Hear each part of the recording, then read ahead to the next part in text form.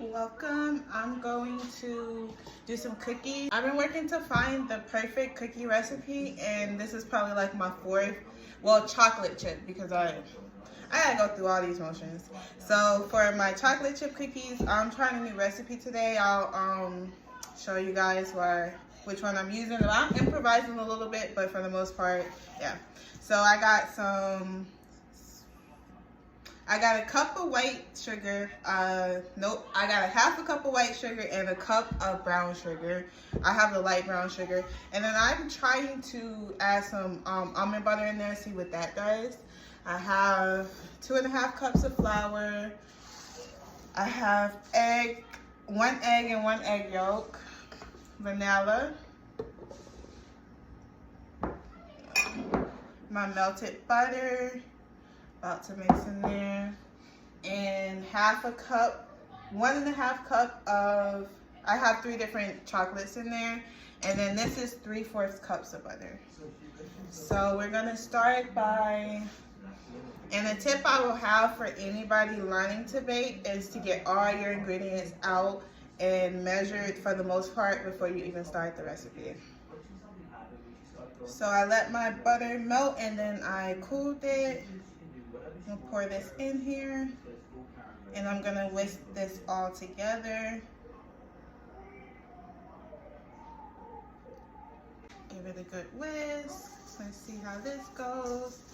And the last recipe I did, I used a mixer, but this one says do it by hand, so we're gonna just test this out and see how we like it. And I like to freeze my dough as well, so I check to make sure, it freezes and bakes well after the fact.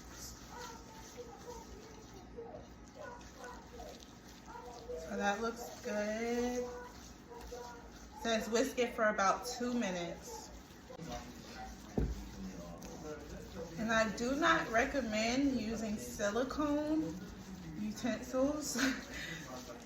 They're good for certain things, but I noticed a lot of different things about them. My other one has started to come apart, and this one, it stores water at the very top where the hose, where it connects, and so I don't like that. So I definitely got to get me a metal whisk.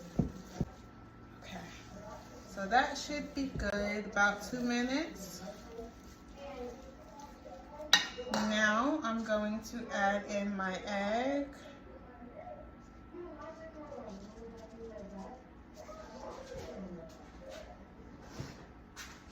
And I'm going to add a tablespoon of vanilla.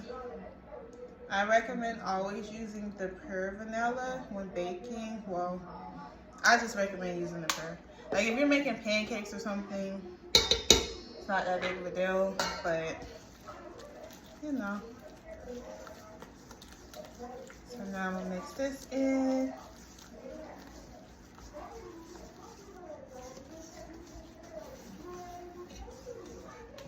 Make sure it's well incorporated. And I will do this until it's light and fluffy, as the instructions say.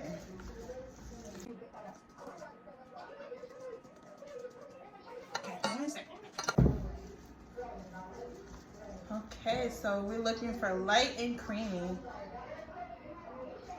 I definitely think that's light and creamy. So now we're gonna go in with flour. I'm probably gonna do it in 3 parts. And if I do more on one part than the other ones, that's just me.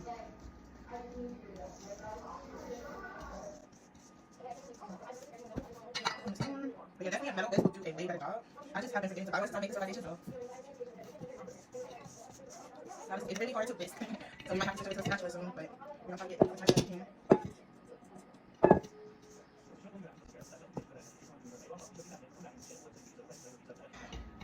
And I've officially broken my whisk. But that's okay.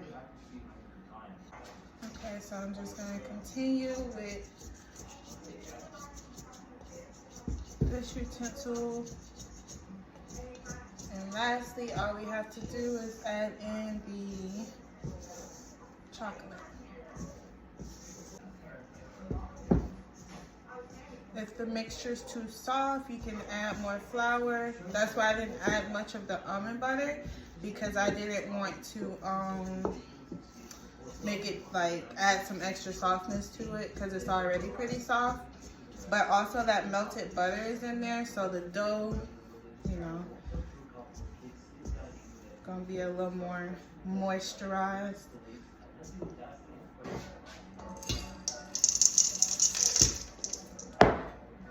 I have milk chocolate, dark chocolate, and then I have a semi-sweet chocolate bar chopped up in here as well.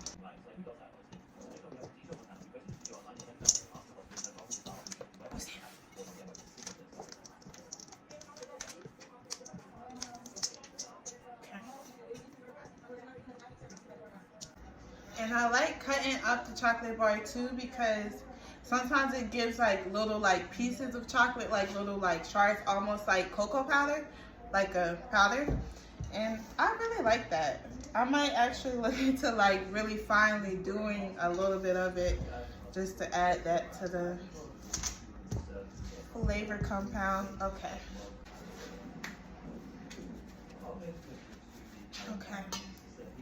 So I take a good heaping scoop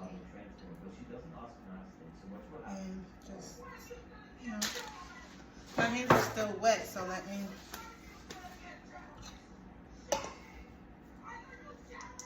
Take a big heaping scoop. This is a tablespoon scoop. I'll just try to get the chocolate married in real good.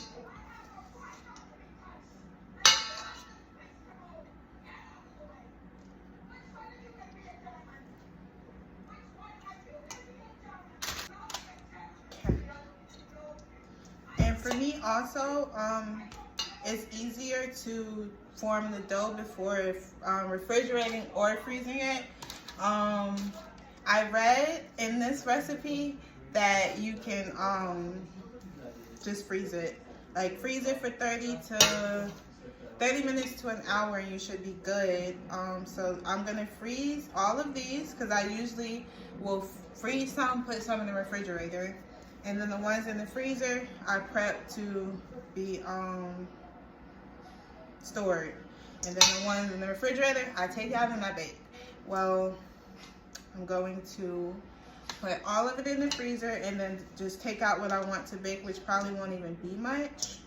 Because honestly, guys, I love the dough from the freezer best. Like, I prefer it from the freezer. Like, I realized that last time I made cookies, I had over baked the first batch, and I had to take some cookies that I had frozen for probably about an hour at that point, and I actually preferred how they baked. So not to ramble on about it, but yeah, just little observations. I try to be more observant when I make things too, just so I can make things a little better and just grow, all around growth. Look at that big chocolate. Yeah, so like, I don't really care for dark chocolate like that, but I know the health benefits behind it, and used right, it balances out real well and really complements. So that's why I put that in there. But I wouldn't just make a chocolate chip cookie just dark chocolate, unless, you know, I have my bakery open and I, you know, have every cookie option. But I'm really gonna start off with chocolate chip and brownies. Those are gonna be the two things I start off with. Looks so good.